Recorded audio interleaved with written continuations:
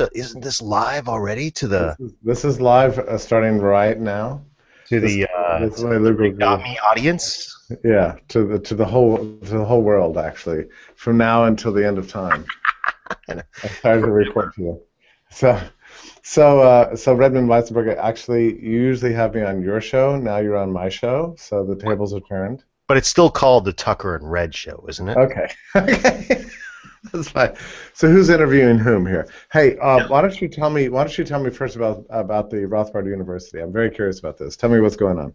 Excellent. So thank you very much for asking about that, Jeffrey Tucker. So we have started Rothbard University, and of course what we're discussing here is the Mises Institute of Canada, which is headquartered in Toronto, Ontario, Canada.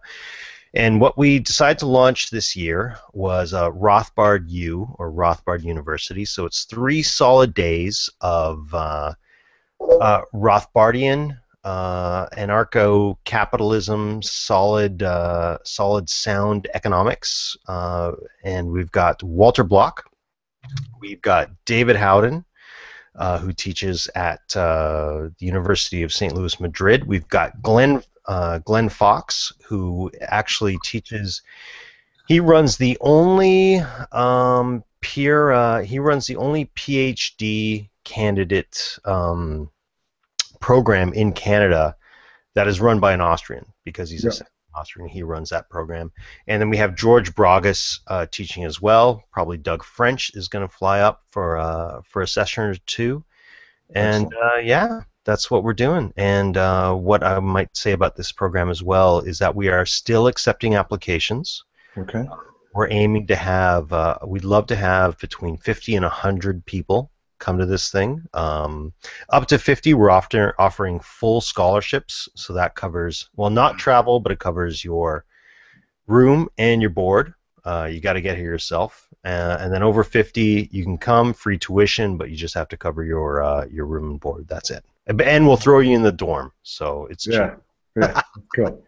Well, that's wonderful that you're doing. This is the first year out, first time? Absolutely. Okay. And this is one thing that doesn't exist. We're probably only about the first, we're about the, I would say, the first think tank in Canada that's going to be running a program like this. This year as well, I know the Institute for Liberal Studies, Yes. that has Matt Bufton is the head of that. Right. They're running their own conference in Ottawa, but it's going to Right. be more generally focused on, I guess, what you would call, a classical liberalism. So in general, so it'll touch on economics, it will touch on ethics, theory, these sorts of things. Whereas Rothbard U, very first course of its kind in Canada. And it's only about economics. Yes, It's I mean, good focus. obviously within economics, and that's sort of a value-free science. But as I like to say, that in some ways, it sort of, in the end, it sort of comes down to ethics. Do you know what I mean? Well, it's funny. I just finished doing for Liberty.me last night an hour-long seminar on a very interesting book that came out in 1957 in Mexico City in Spanish. It was translated into English in the early 1960s by an author, Faustino Balve. And he was corresponding with Mises very closely. And he had written about a 100-page book called The Essentials of Economics. Right. And it's extremely pithy. And he really does cover, it's a little different from Economics in One Lesson in the sense that, like, Hazlitt covers the lessons Right. of economics, like what should we conclude from economics science, right? That was basically what Hazlitt raced to the finish, and said, what are the lessons? And he used one example, the famous case of the kid with the rock and all that, the broken window, right? Broken window. Right. Well, but that's a classic. I mean, It's brilliant. I see government as being the broken window fallacy on a monumental scale. Monumental scale. So what Balve does, though, I think it's a really beautiful second book because he goes through the details of economic theory. So we're covering subjective value, opportunity cost, theory of marginal utility, and the basics of interest rates, and this kind of stuff. And it's just great. But he talks about this as being economics is a value-free science, and I think he makes a very compelling point, and he says it right in the early part of the chapters, that you have to learn the structures of the immutable structures of economic law that pertain at all times and all places, and what you do with that information is sort of up to you. But you're silly to even think about subjects like ethics or politics or anything like that without understanding these immutable laws that are value free, really. But you have to know the apparatus in order to apply the values to it. You see what I mean? Well, yeah. Well, I've been thinking about that a bit myself as well, because if you think about it, when you talk about these immutable laws, and you talk about reality, right? And I think that's a really key point is, when we're talking about these economic laws, we're talking about how reality exists, how reality functions. There's immutable laws of physics, let's say. When I drop a ball, when I let go of a ball, it's going to drop. If I jump off a building, I can't fly. This is an immutable law of physics. Right. And, if I want to get anywhere in this world and move, get anywhere in this world, I need to understand, I guess, what I do with the fact that I can't fly is up to myself. I'm not, the best scenario would be I don't jump off a building, hoping that I can fly. So that is really, really, I think it's a very nice analogy. With what economics actually teaches us. It gives us sort of the facts of the world, or the logic, or how you want to put it, but the undeniable analytical realities. Well, and I think that's the key point, right? I mean, when you look at the way that we use, and this is why I'm running Rothbard U, because this is kind of the, at any Canadian university, it's almost impossible to get this kind of information. You know what I mean? I think you can get sort of basic. You can really get sort of basic. Let's call it. I mean, you'll get economics and microeconomics. Maybe you'll have this sort of you'll get some common sense. But once you go to the macro level, you just don't get it. And on top of that, there's almost no universities within Canada where you will actually get sort of the Austrian school, taught to you in any great way. And this is what I want people to understand, is that I'm just sort of covering my little eye there. But this is what I want people to understand, is that you need to understand these laws of economics and understand sound economics, because it will help you through your daily life. I'll never forget, Redmond, my trauma that I experienced when I first my first couple of economics classes that I ever took, and loving microeconomics, which talks even in the mainstream world very nicely about individual behavior and action and choice, and these understandable kind of puzzles that really relate to human decision making and this kind of stuff. Like even now this is true, and then you skip over to macro, and it's like that is just wiped out. That's no longer interesting. Yeah. It's no longer now.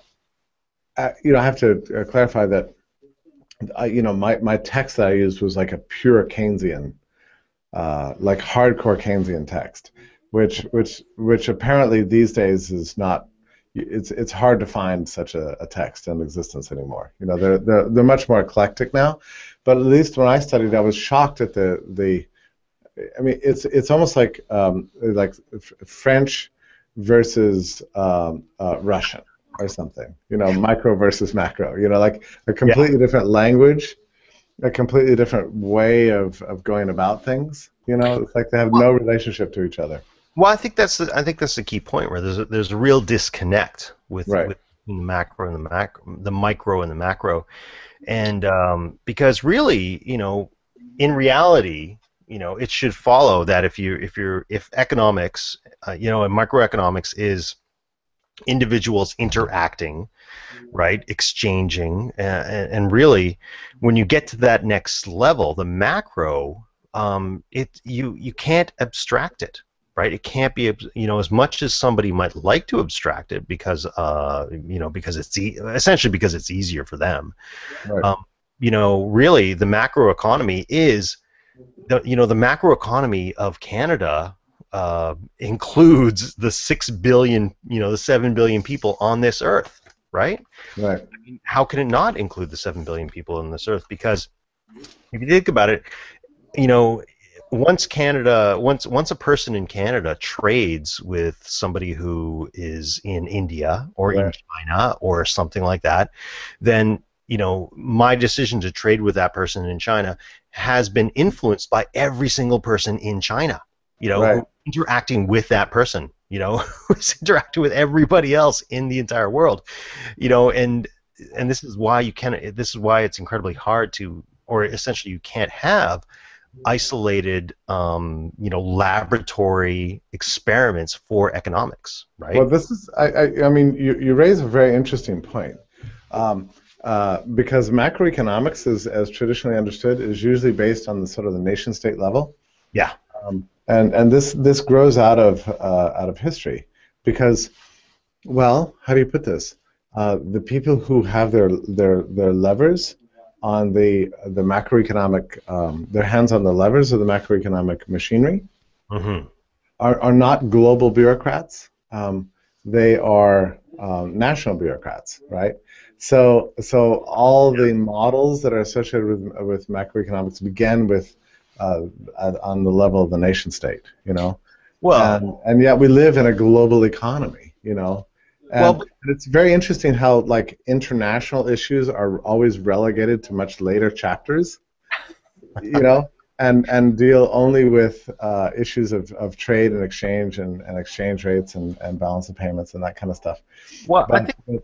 macroeconomic modeling is always presumes a kind of nation state. But I mean, I don't believe the nation state is long for this world, and it probably doesn't even exist in any other sense than a coercive apparatus that leans upon people trapped within certain geographic borders that are drawn by politicians. I mean, it's no more relevant than that. Well, exactly. And I was talking to James Miller about this yesterday. And really, what you're looking at is that the nation state rose after the sort of the beginnings of the secularization of areas, right? So you had the division, you had the breakdown, you had the separation of church and state happening, right? And so people stopped necessarily identifying themselves along, let's say, religious lines. They really started to identify themselves along ethnic lines. And you had these groups, individuals trying to create nation states, like Germany and Italy. This is essentially this is essentially the early 16th century. Well, Uh, yeah, but yeah. leading up to the 20th century, and socialism, a Uh, lot of places right. really, Italy and Germany are very new countries. No, Like, that's right. Late 19th century, the collapse of monarchies, the rise of national democracy. Yeah. yeah, and that was based around the idea of the nation state. And you'll also notice that with macroeconomics, being focused on the nation state, a lot of these nation states and the people who were running them, a lot of them were very much focused on autarky, right? They Sure. they they were trying to almost create these economic petri dishes, Yeah. right? Like, Hitler and the Nazis very much were saying we need to be self-sufficient. The socialists in Russia would say, we need to run this economy and we're going to run it right, and we need to be self-sufficient, and the only way we can do that is to have a central plan, a central economic plan. And then what you could do is you could lock off and break, put a border, through, and this is what they did in the 20s and 30s with all these trade barriers and tariffs that came in after Yeah. World War. Yeah. And I think you make a really good point because there's a relationship between the national economic planning and nationalism, Yes, and exactly. and a thin line that separates nationalism from basically, sort of ethnic chauvinism. Actually, Yes. they come up together. So suddenly it's, if the German people are worth anything, they can survive on their own. And not single out Germans, because the Americans have had the same view. It's like Absolutely. Yeah. buy American. If Americans are a great people with a great system and great values and a great culture, then we can surely survive on our own. We don't need anybody else. So yeah, there's a relationship there between macroeconomic planning and basically ethnic chauvinism, I would say. Oh, absolutely, and I think that's the key point. Is that what you saw?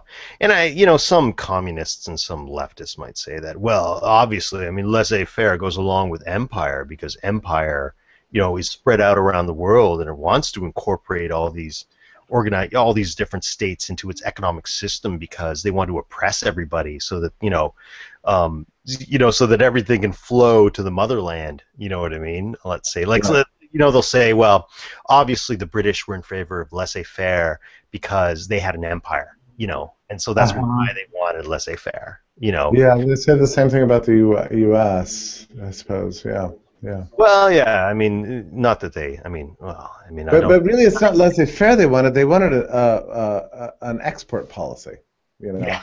know, Well, which is that's different. currently. Well, I think currently what happens now is that, well, certainly the French wanted an export policy. I mean, the French were the masters of mercantilism, right? Yeah, The French had right. mercantilism. The British had laissez-faire. Currently, I think the Americans have an import policy, is what they have. What do you mean by that?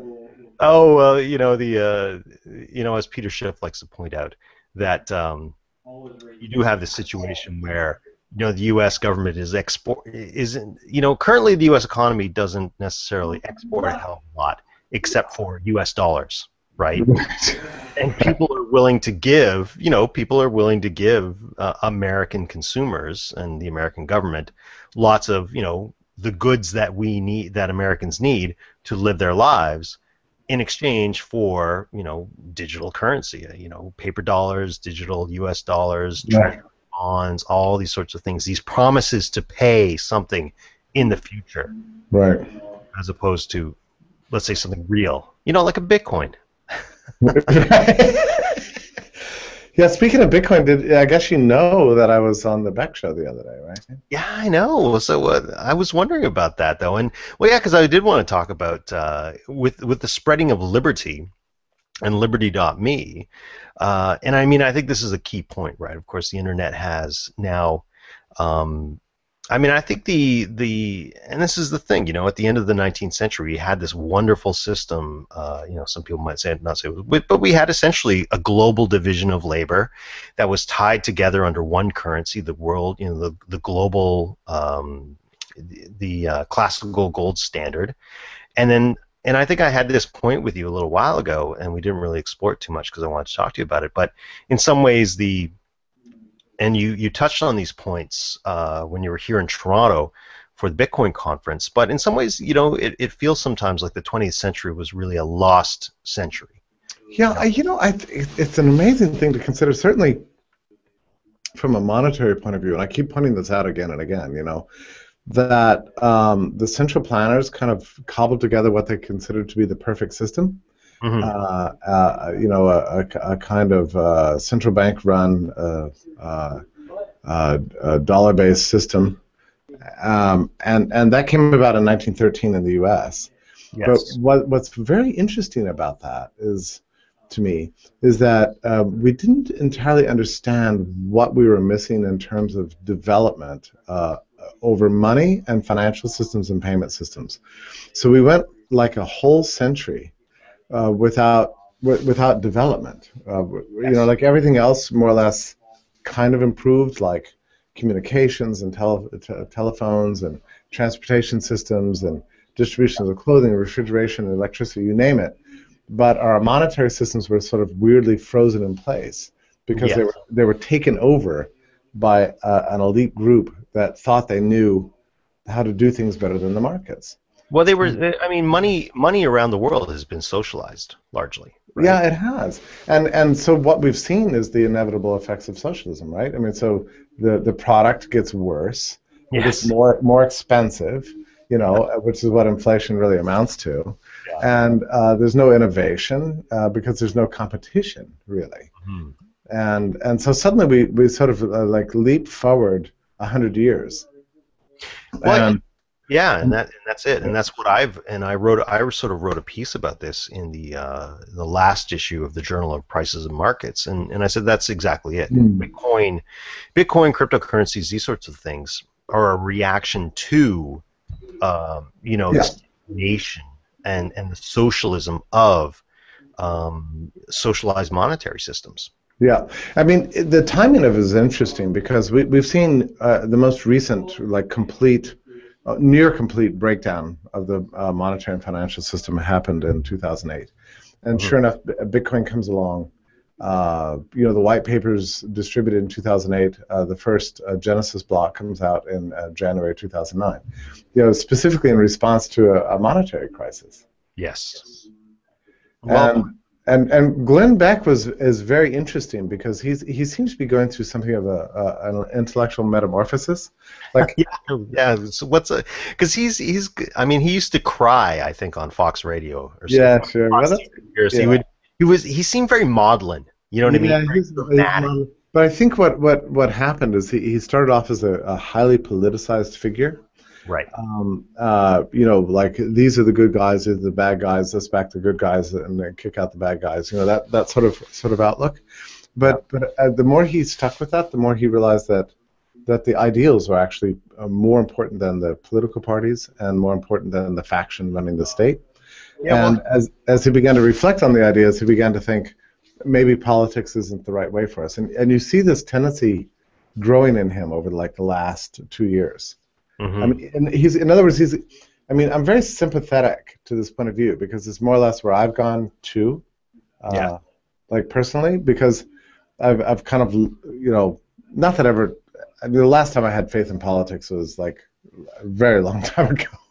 Uh, but to see the answers 1878. as That's, outside of politics is pretty extraordinary, and I think mhm. that's where his eye is turned now. He's looking towards innovation. And by the way, I should say that he just got back from Silicon Valley a few weeks ago. Okay. Yeah, Yeah. Well, and I think that's it. These people are the pioneers, are the people who are pushing yeah, and trying to, because at a certain point you need to, and like I've said to you before many times, it's a question of rebuilding civil society. You know what I mean? And I think that it is interesting. I mean, Beck is touching on a lot of different issues. When Cody Wilson came out with his 3D printed gun, he had Cody Wilson on.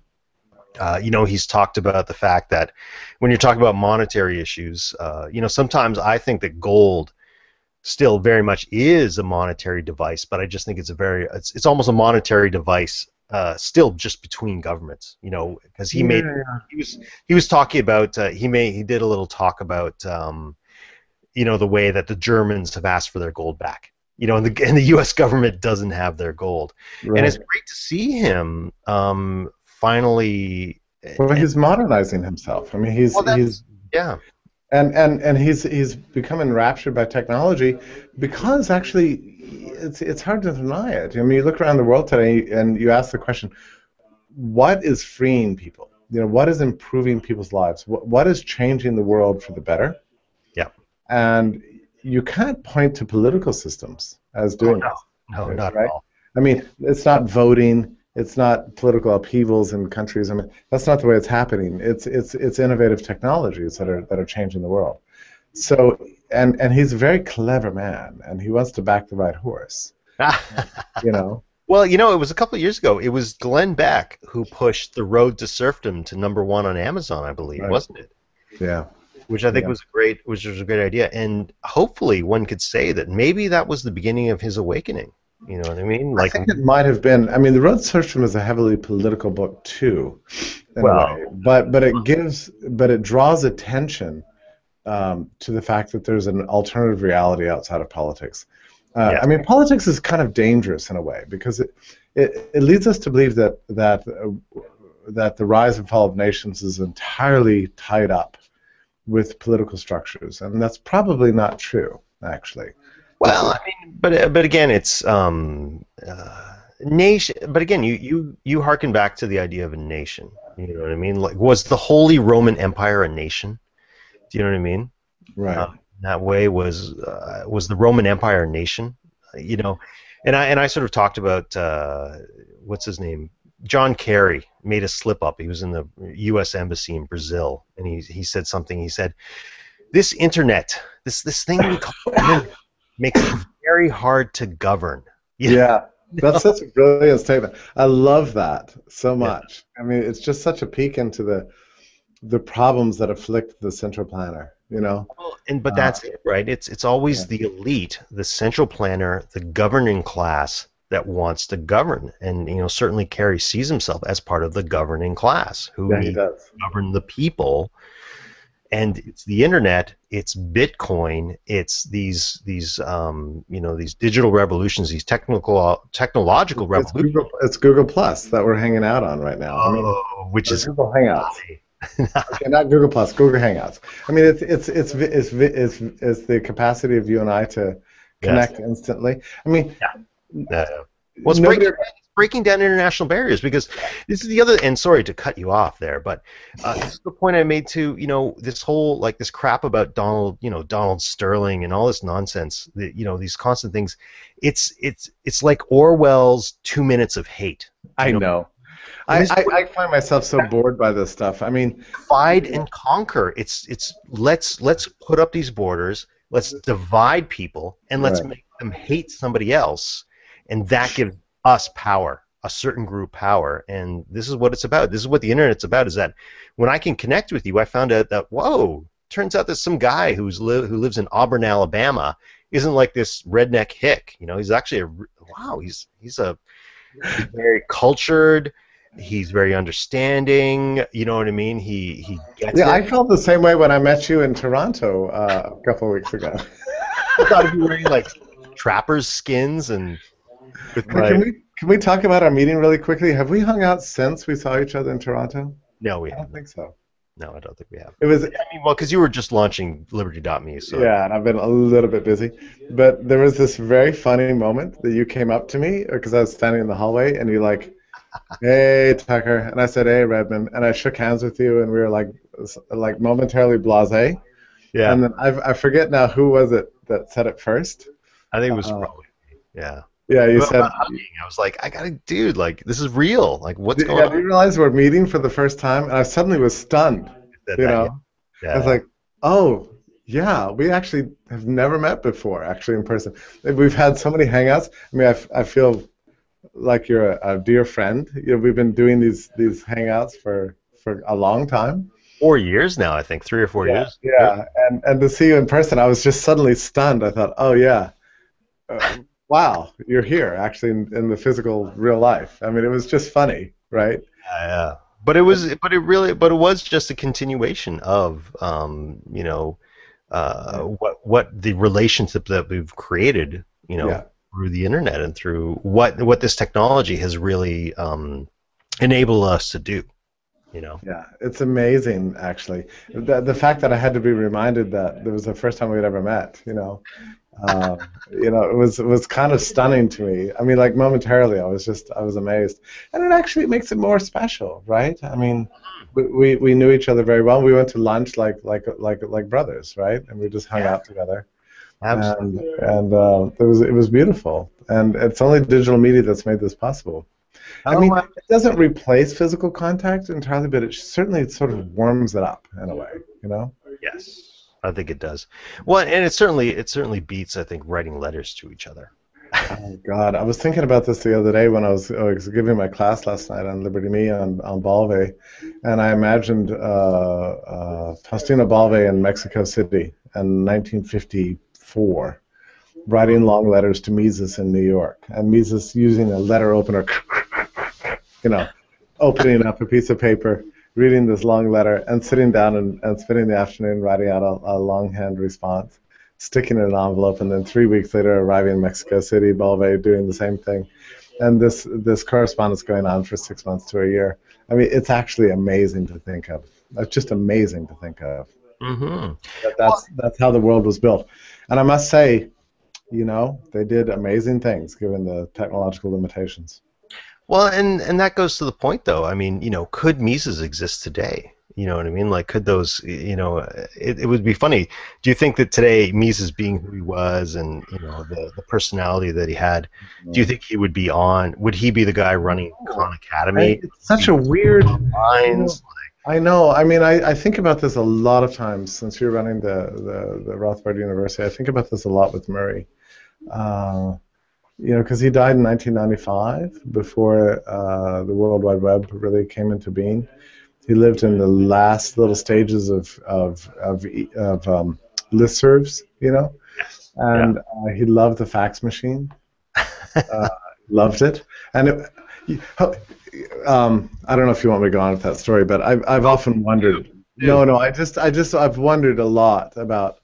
But in a way, it's a kind of a pointless question because it just didn't happen, right? So we just don't know. We don't know how things might have been different. But very quickly, let me tell you a funny thing I was thinking the other day because I was trying to reconstruct history Hmm. of technology in my own mind, and I get a little tangled up. So I was trying to understand like why the fax machine existed, and I asked myself the question because I remember these gigantic fax machines and everything. Yeah. Why didn't I just go to the copy machine, copy it, scan the piece of paper, put it in a PDF, and email it? And I couldn't understand like why I didn't do that. And then I remembered that well, actually, email was invented like after the fax machine. Do you understand what I mean? Yeah. It's Nice. a little confusing, and I think that for a long time with email you couldn't actually have attachments, and then I don't. No, I would dude, have to I look it remember up. it was. Yeah, I I would have remember. to look it up on Wikipedia. But when was the PDF even invented? Oh, PDF's been probably 90s. I'd say Adobe had the PDF within the 90s. I Okay, think, the 90s. What 90 what would you estimate? well, I'd say the late 90s or Okay, something. late 90s. So the World Wide Web existed for what, 3 or 4 years before PDFs existed, right? Or the other way around. If you really want me to look it up, I'll go on to It's a little confusing. Adobe Acrobat. No, but I think it. Let me see, Wiki. There we go. Let's see what it has. Here we go. From Adobe Acrobat, it came out early 1990s. Blah blah blah. I guess they were looking for like a common document. There we go. Acrobat 1.0, 15th June 1993 for Macintosh computers. Okay, so but not it wasn't ubiquitous then. I mean, it was No, no, only it, for Mac it was a users, competitor with many other sort of types of right? digital, and this was the whole point, right? People were trying to create, but this, I mean, this is sort of it, right? People trying to create like sort of the common digital standard, and and this sort of goes back to the whole idea of money and these sorts of things, right? I mean, even when you have a situation where you have, when you're talking about the gold standard, let's say, and now you have Bitcoin and these sorts of things, right? You know, by the 20th century, the beginning of the 20th century, we had, the worldwide classical gold standard. Essentially, gold had won out. Gold That's right. basically won out against all other competitors as to be the one common medium of exchange around the world. And after that, after World War One, of course, and the rise of nationalism, everybody, and essentially Marxism, as far as I'm concerned, was sort of a religious, a religion of economics. Let's put it that way, religion of economics. Yeah. Um, you had all these organizations, and they're saying, our economics is the one true way, and we need to break away. We need to try to compete. We're gonna stop the gold standard, the classical gold standard, and we're gonna compete and create our own. We're gonna force our own national money because it's better for everybody, right? And now it's sort of Right. like with Bitcoin and these sorts of things, it's trying to get around these artificial statist blocks of creating. Adobe has come to its point after only 20 years, let's say. It's been 20 years since the very first Adobe Acrobat came out. And so now, where are we going to be 20 years after after Bitcoin was created, right? Where are we going to be in terms of the global monetary standard? Well, Bitcoin, and this is sort of an interesting thing, right? Like we have all these cryptocurrencies popping up because it's very easy to create a cryptocurrency. But in 20 years, where are we gonna We be? don't know, and I think this is what's important about reflecting, even on things like the history of PDFs. Yeah, Wikipedia lists a certain date in which it was created, but even 5, even 10 years went by before you could just routinely and naturally and normally assume that PDF was a normal part of the structure of how we do business. Yes. And it's gonna take time with Bitcoin. I mean, for those of us who are fans of cryptocurrency, it can be a little bit frustrating in a way because we know its superiority. We understand that it's the future, and Glenn Beck understands this. I mean, he compared it to electricity, and then he went further. He thought it was like on the show. I'm not sure what his exact words were, but it's something like, but isn't this actually the greatest invention and ever? I mean, that's basically what he said. Well, I wouldn't necessarily say that. I mean, what I made the point, and I was talking to people about this. I said that, and what I think what is also very important about Bitcoin and cryptocurrencies is a teaching moment. Is the teaching moment about economics, right? Because all of a sudden, all these people are interested in economics. All millions of people around the world are all of a sudden interested in economics. They're interested in money. What is money? How do we use money? Is it a public good? Is it something governments should control? Is it something that people shouldn't? And this is what is its nature? How does it function? I mean, what is its structure? I mean, and touching back on guys like Murray Rothbard, don't you think that Murray Rothbard or Ludwig von Mises or Hayek would have been amazed? Like, this is amazing. Everybody all of a sudden again cares about money and what money. I think me, and I've I'm haunted by all this, of course, as you know. I think about this like, I mean, part of me just wants to move on and say, okay, cryptocurrency's here. Who cares about the past? But I'm haunted by these ghosts, And I'm always wondering what Mises would have thought about it. I'm always digging through Murray's work and looking at his words again in light of cryptocurrency. I read Faustino Balve in light of cryptocurrency. I read The Theory of Money and Credit in light of this, and I'm constantly intrigued at what they might have, how they might have changed their opinions or revised their outlook. And I must say that the Austrian tradition holds up very, very well in general.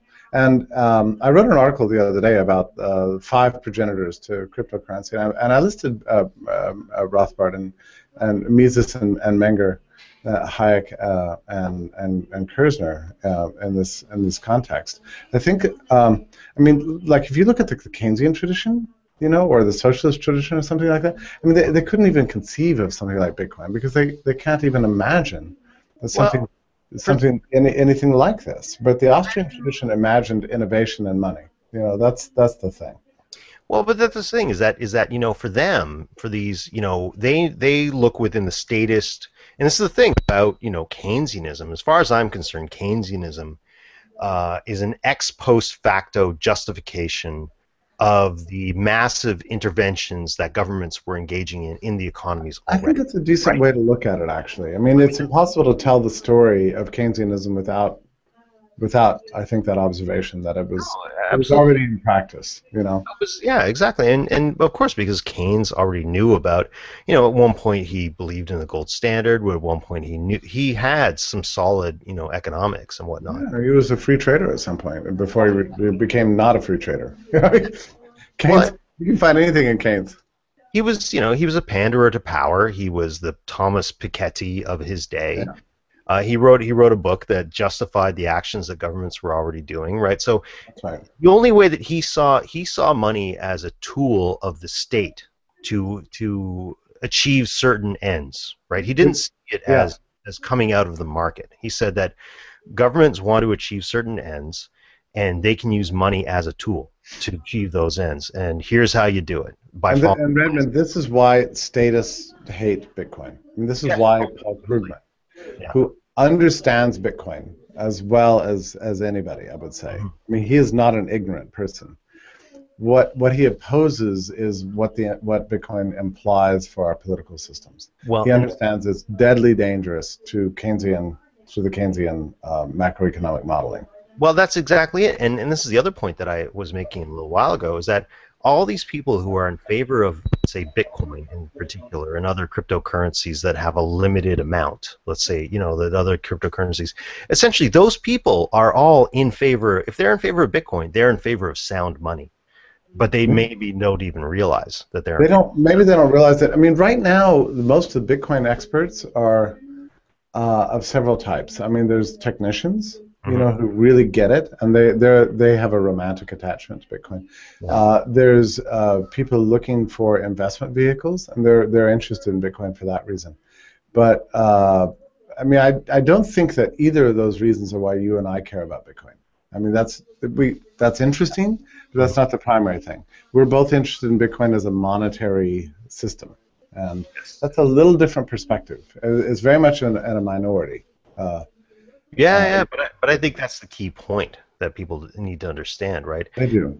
And in some ways, gold, after 2,000 years, or several thousand years, became this worldwide global standard. Yeah, and that's what I see is that in some ways, Bitcoin at this point, I don't see it as money yet. I see it as sort of like a digital commodity I that think that's right. has not yet achieved money status. Let's say. I would actually probably argue with you about that. Only because of what Hayek writes and denationalization of money. And what he says is that money exists on a sort of a long continuum, that something can be money in one place and not in another. It can be money for one purpose, but not in. I mean, cattle. Let's say these Kalahari Bushmen or whatever use cattle as money. Yes, and okay, I do agree with you on that point, right? Yeah, I do agree. But it's certainly not a universal. It hasn't achieved its potential. Is another way to put it. Yes. Really. And it may someday. We can't know for sure. It could be something else, but it sure is fun to watch, right? No, and that's what I mean, and that's what I mean, and that's what I agree with you 100% on. Is that it's a great. I'm all for it. I'm all for innovations in money, and I see that things like Bitcoin and the cryptocurrency movement is exciting for you and I because it brings so many people into the sphere of being interested in money. And this is what 50% of the entire economy. Right. Glenn Beck was particularly intrigued by the non-political aspects of Bitcoin, that it's a pure technology, that it doesn't require an ideological commitment in order to love its technological features. That's one of the reasons he loves it. As I say, I think he's getting tired of politics, as everybody is. Who's getting? Oh, Glenn Beck, you mean? Glenn Beck, what did I say? Oh, yeah, no, I didn't hear you. I thought. Yeah, Glenn Beck. Yeah, and he's tired of the political struggle. He's tired of beating people up and being beaten up, Yes. And, everybody's looking for tools to lead us to a freer world, and that's what Bitcoin represents. But there's so many other technologies that represent that, distributed networks in general, and the great innovations of our time. They're essentially, they're not driven by political ambitions. They're driven by a desire for people to have better tools to serve the cause of human flourishing, which I believe, is a political cause in a way, but it's a slightly circuitous route to arrive at a political ideal. Well, at a certain point, people just need to realize that we don't need politicians to be making our decisions for us. Right? We don't need to be transferring authority to somebody who 10% of the population voted for. And going back to a guy like Rob Ford. Have you even heard of Rob Ford, Jeffrey Tucker? I would hope you haven't heard of Rob Ford. No, I'm not sure I entirely understand what those two words mean. Oh, well, don't worry about it then. He was just our crack smoking mayor. Okay. Do you remember Marion Barry? Yeah, I'm totally devoted to Marion Barry. I once had dinner with him, actually. Oh, well, there you go. Well, Toronto, the city I live in, has its own Marion Barry. Yeah, I love this man. He was a interesting guy, like a real aristocrat in a way. I mean, he had incredible star power. Mm-hmm. When I had dinner with him, I was just almost in awe of his magnificence. I don't know. I mean, I'm not usually that way with politicians, but I love Marion Barry for that reason. I have other reasons to like him. I think he was actually a good mayor. He was great because he allowed the full flourishing of corruption, which was beautiful for all the merchants in Washington, D.C., because they didn't have to worry about having to obey any laws. They only had to just pay off the bureaucrats. And it was a beautiful system. And then unfortunately, his whole wonderful world came crashing down when he was replaced by a good government, sort of mayor. who decided to enforce all the laws, which is the worst thing that ever happened, you know. So Oh yeah, for sure. Well, yeah, because we have our own crack smoking mayor here. But yeah, what I think is interesting is that people complain, and going back to government and these sorts of things, they complain that the city government isn't doing enough. Because we're all bogged down with all these problems about, we're all talking about Mayor Ford and all his personal issues, and I'm like, this is good. The yeah. less the less that the government does, the better. Like, let us sort this issue out on our I own. know. I was so disappointed. I remember when George Bush ran for office. I think this would have been George Bush Jr. And everybody said he was drunk. And I thought, this is so amazing. I mean, wouldn't it be so great if we had a drunk for a president and we that would be the perfect thing. Unfortunately, it turned out he gave up the drink and became, like this pious devotee of doing good. And then, he destroyed the world. So, Yeah, well, I think it was more Cheney. I think Cheney was actually sort of the power behind the throne. I think it was. yeah, he probably was. Yeah, yeah. Well, if we could have made them all drunks, that would have been better. So, Redmond, I'm a staff meeting of mine is going on. We've gone past our allocated time of 28 minutes, I believe. Stop imposing your rules and regulations and laws on me. As far as I'm concerned, time does not exist. Tucker. You told me 28 minutes, and here we are at like 40. Currently, no, dude, it's 9:30. I don't know where you live, but as far as I'm concerned, the laws of physics do not apply here. Therefore, I will now create my own currency called Redcoin. And if somebody wants to buy some off me, it's $1 million. $1 million. $1 million. You're gonna make up your own prices too, right? No, reality doesn't exist anymore, Jeffrey. So we have not gone over. We have, and we're going to do this again very soon, Redmond. Excellent. Let's do it. Let's not wait so long next time, okay? We always swear we're not going to do this, but Absolutely. this time let's stick by it, all right? Let's stick by our usual schedule. And we'll see you at Rothbard U. Can't wait. Talk soon, Jeffrey. Take care, my friend. Bye bye. Talk soon, man. Bye. Okay.